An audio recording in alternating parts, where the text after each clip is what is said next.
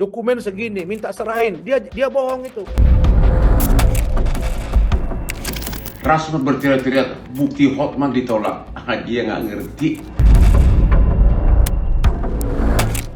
Si Iklim Hakim mengatakan saya itu di frame sama Rasman. Kalau suka sama suka terus dipegang orang.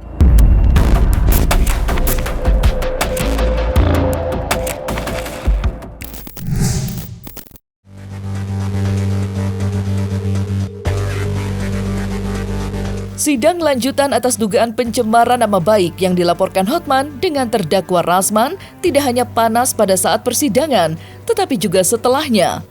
Hotman yang saat ini tengah berada di Singapura memberi kuliah hukum pada Rasman usai keduanya terlibat duel argumen di ruang sidang. Hotman dengan gaya khasnya menyebut Rasman gagal paham mengenai barang bukti yang ia sampaikan ke majelis hakim pada saat persidangan.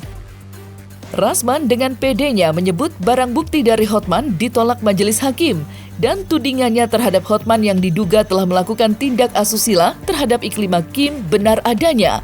Hingga Hotman dibuat gugup dan gagap hadir di persidangan sebagai saksi korban. Lantas, seperti apa kuliah hukum gratis yang diberikan Hotman untuk Rasman? Dokumen segini, minta serahin. Dia bohong itu. Dia bilang, gua sudah serahkan ke hakim. Dia bawa dokumen setebal ini, dia mau serahin ke majelis, minta izin ke ketua majelis, minta izin ke JPU, minta izin ke tim hukum saya dan saya.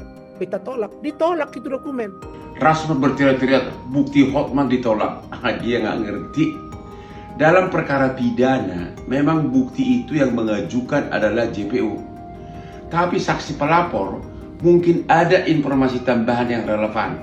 Caranya agar masuk untuk meyakinkan hakim bagaimana? Caranya adalah waktu kita menjelaskan sebagai saksi di persidangan tentu nggak bisa dibatasi. Kita sampaikan hal-hal yang belum masuk dalam bukti oleh JPU, kita sampaikan untuk meyakinkan hakim. Tujuan utamanya adalah untuk meyakinkan hakim tentang adanya informasi-informasi penting yang belum masuk dalam berkas perkara. Memang itu bukti itu tidak diizinkan masuk dalam berkas perkara karena memang yang berhak mengajukan itu adalah JPU. Tapi pesannya itu sudah nyampe, pesan bukti-bukti yang baru ditemukan itu sudah nyampe di pikirannya, di benaknya hakim, sudah berhasil meyakinkan bagaimana menyampaikan pesan itu untuk agar hakim bisa mengetahui kelakuan buruk dari tersangka. Itulah strategi how to convince judge, karena kita di persidangan tidak bisa dibatasi, tapi mengajukan bukti memang bukan saksi tapi jaksa.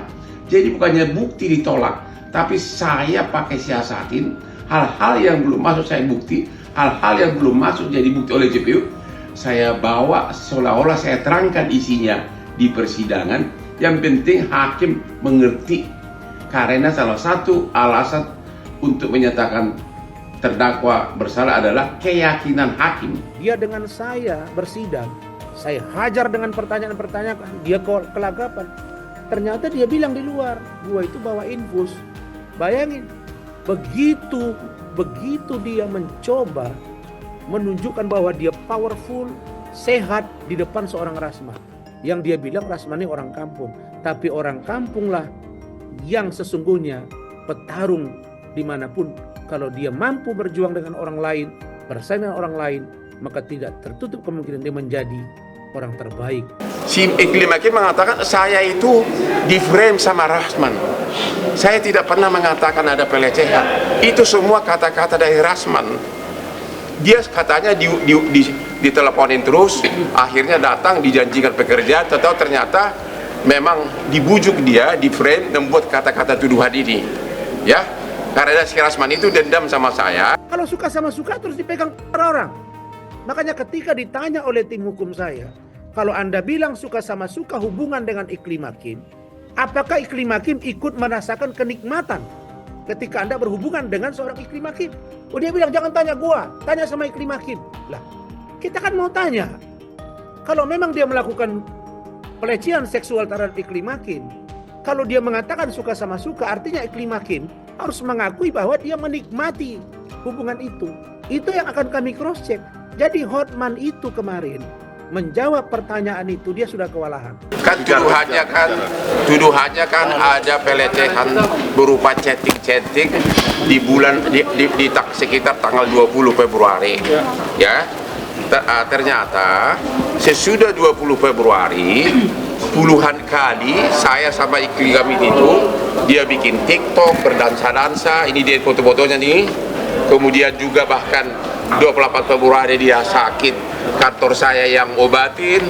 Terus nih sampai ikut dia show, ikut TV show, ya, ikut dia jadi figuran. Bahkan selama ada sampai berapa kali nih dia itu meluk-meluk saya. Perhatikan kalau ada pelecehan sebelumnya, masa berkali-kali di TV show dia peluk-peluk saya dan ikut sebagai acara TV. Supaya masyarakat tahu, hei masyarakat Indonesia, hei netizen, walaupun sekarang kan sudah banyak dukung saya, supaya saya beritahu, jangan terjebak kalian persoalan Hotman dengan iklim hakim. Saya duga urusan garap menggarap sepetak sawah.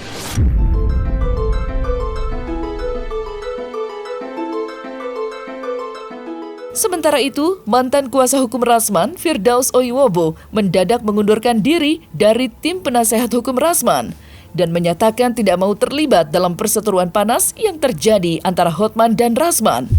Keputusan itu diambil Firdaus usai mendapat peringatan keras dari ibunya yang sudah berusia senja. Takut kena karma, Firdaus secara terbuka menjauh atau keluar dari medan perang antara Hotman dan Rasman. Pernyataan Firdaus mendapat tanggapan langsung baik dari Rasman maupun Hotman. Sedangkan praktisi hukum Deoli Payumara menyinggung status pembekuan yang dialami Firdaus. Dan berikut tanggapan Rasman yang tenang, yang berbeda dengan tanggapan Hotman yang masih dengan gayanya yang tidak ada habisnya menyerang Firdaus.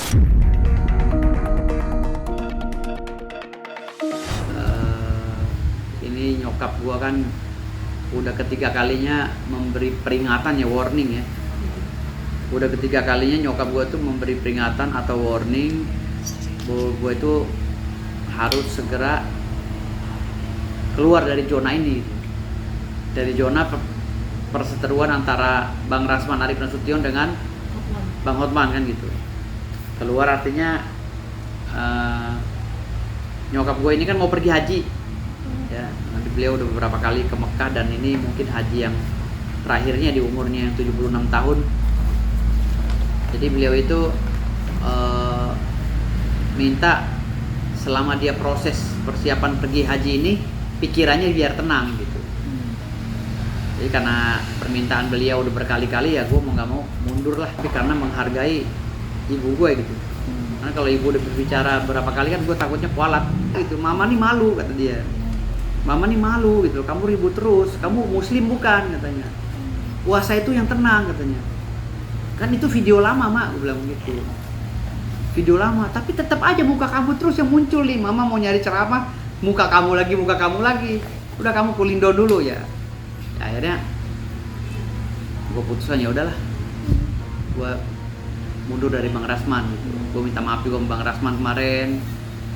Ya gue juga sempat ngomong permohonan maaf juga sama Bang Hotman kan gitu, karena gue udah memegang kuasa kemarin, mungkin dia ya wajar lah di bulan puasa kita meminta maaf, wajar. Bagi kami Adinda Firdaus adalah bagian yang tidak terpisahkan.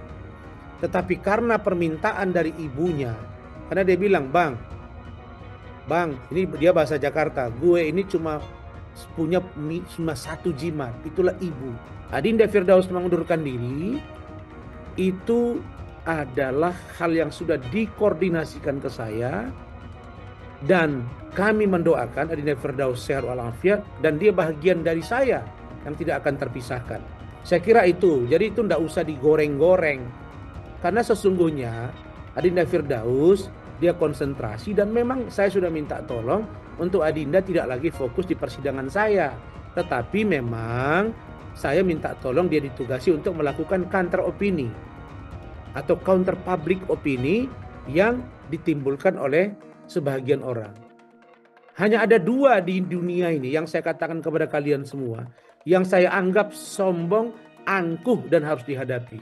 Satu namanya Nikita Mirzani, yang kedua Hotman Paris. Kenapa? Karena dia ngerti undang-undang, dia ngerti aturan, ngerti putusan, bahwasanya dia berita acara semuanya dibekukan, makanya dia mundur.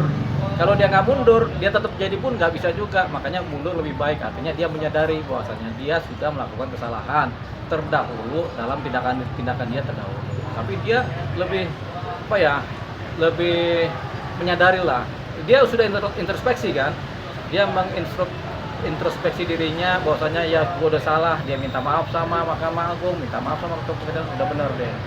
Tinggal kan sekarang kan dia posisinya sekarang tidak lagi sebagai pengacara karena berita acara sempat dibekukan. Mau jadi apa deh ini? Tapi seorang Firdaus itu di dunia entertain bagus sebenarnya dia, karena dia pandai menghibur. Jadi kalau dia pun jadi pengacara benar, dia adalah pengacara yang menghibur. Sayangnya dia salah jalan, jadi ke bawah, akhirnya dia berhenti. Tapi dia masih bagus sebagai individu yang menghibur masyarakat. Walaupun kadang-kadang ada cibiran, tapi ya itulah hiburan ya. Kan masyarakat butuh hiburan juga. Ya ada korelasinya lah ya, paling kecil ya, persentase sindiran Hotman mungkin 20%, tapi kelihatannya lebih banyak dari kesadarannya si Firdaus sendiri. Dia sadar bahwasanya dia sudah salah dalam berjalan. Itu kesadarannya, introspeksi ya. Jadi 70-80% dia sadar bahwasanya dia melakukan kesalahan dan dia sudah minta maaf kan. Kalau saya dengar si Firdaus Wibowo minta maaf, saya maafin. Karena memang begitulah sebenarnya, ketika dia tulus ya kita maafin. Walaupun dia suka bicara-bicara yang kemudian dianggap tidak masuk akal, tapi bagi saya juga itu adalah salah satu bentuk hiburan. Memang berita acara sumpah dibekukan. Apakah itu berlangsung seterusnya? Itu bisa terjadi. Tapi bisa juga ketika sudah dibekukan bisa juga dicairkan. Harapannya juga ada gitu. Tergantung Firdaus sendiri. Kalau dia punya pengetahuan tentang itu dan bisa kemudian dia bisa meminta Mahkamah Agung atau memohon supaya yang dibekukan tadi dicairkan, ya bisa juga. Tapi kita nggak tahu seberapa jauh kemampuan seorang Firdaus atau lembaganya, organisasi menolong dia untuk bisa memperjuangkan itu. Halo Firdaus yang belum pernah menginjak luar negeri. Oh, kau tuh kasihan deh ibu kamu deh, tolong deh, kasihan ibu kamu membuat melihat anaknya begitu. Saya customernya Lamborghini, kalau saya beli, dia bilang gitu, berarti kau belum beli. Dan kalau tanah saya laku, dia bilang, kalau tanah saya laku 1 triliun malam ini. Aduh, kau tuh benar-benar deh, mau muntah saya setiap lihat muka kamu di medsos, mau muntah, sakit perut gua. Saya yakin semakin banyak warga Indonesia mau muntah setiap lihat muka kamu di medsos. Betul, sedikit pun nggak ada takutnya sama Hotman. Dan andaikan nanti habis emak gue pergi haji,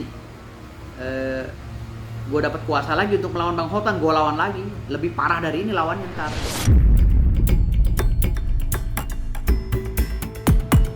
Terlepas dari mundurnya Firdaus yang tidak akan mempengaruhi upaya Rasman yang berencana akan melaporkan Hotman atas dugaan kesaksian palsu di bawah sumpah. Rencana melaporkan Hotman disampaikan Rasman saat menduga kuat keterangan yang keluar dari mulut Hotman tidak sama atau berkesesuaian dengan barang bukti yang dimiliki Rasman dan kuasa hukumnya. Karena ketidaksesuaian itulah, Rasman berkeyakinan laporan Hotman akan dibentahkan majelis hakim yang sedang berproses di Pengadilan Negeri Jakarta Utara. Dan babak baru Hotman versus Rasman akan dimulai dengan serangan balik Rasman yang melaporkan Hotman. Dan saya menunggu bertarung dengan Anda karena Anda bilang Anda pengacara internasional. Saya tempur dengan Anda. Ini yang saya maksud dengan kuliti. Itu kata-kata kalian.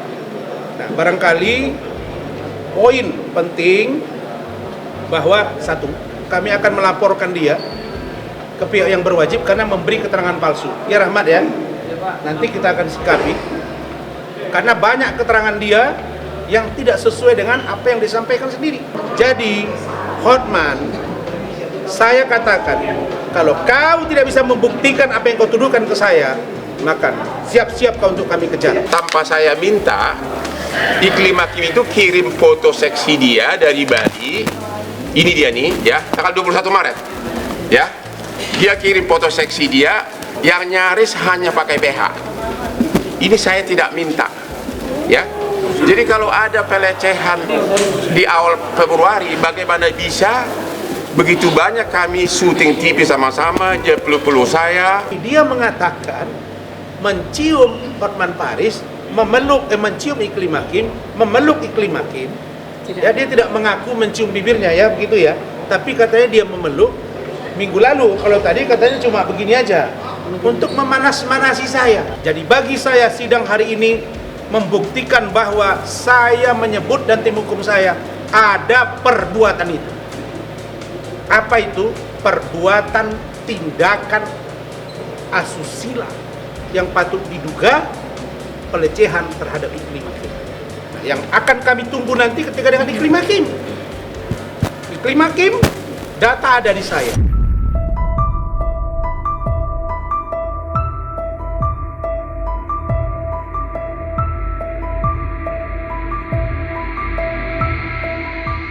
Nah, selesai sudah Cumi Lovers. Saksikan terus Cumi Camp In Depth, kabar lengkap, mendalam, dan akurat dari narasumber terpercaya.